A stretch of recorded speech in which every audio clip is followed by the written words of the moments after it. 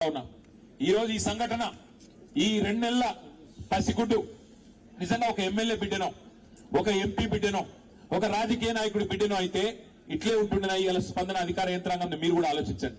మీడియాలో కూడా చూపెట్టండి. ఒక సామాన్యుడు కదా, గొంతు లేదు కదా, గణేష్ కదా, ఆయనకి ఎవడున్నాడు అని అనుకుంటున్నారేమో. ఇంతమంది నిలబడ్డం ఇవాళ రాజకీయాలకు అతీతంగా భవిష్యత్తులో కూడా నిలబడదాం. తెలంగాణ సామాజిక చైతన్యాన్ని చాటుదాం. తెలంగాణ సమాజంలో కులము మతం పిచ్చి లేదు.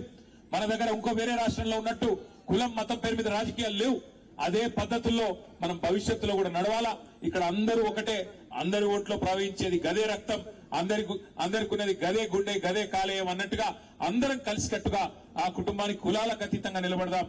అది మర్రి జనార్దన్ రెడ్డి అయినా, లేకపోతే విశారదన్ అయినా, మందకృష్ణ అయినా, బీఎస్పీ అయినా, కేటీ రామారావు అయినా, ఎవరైనా అందరం మనుషులమే. అందరం ఇవాళ ఒక తండ్రిగా చెప్తా ఉన్నా నేను. నిజంగా తల్లడిల్లిపోయింది వార్త చూసిన తర్వాత, గుండె తల్లడిల్లిపోయింది. 2 నెలల పసిగుడ్డును తనడానికి మనిషి అనేటానికి మనసు వస్తుందా? వాడు మానవ మృగమా ఇంకోటి? వాడు బయట ఉండాలనా అటంటోడు? అందుకే నేను అంటున్నా, ఇక్కడ కులం లేదు, మతం లేదు, ఏది లేదు. ఆ తల్లికి ఆ కుటుంబానికి న్యాయం జరగాలి. జరిగేదాకా మనం వదిలిపెట్టొద్దని మీడియాను కూడా ప్రత్యేకంగా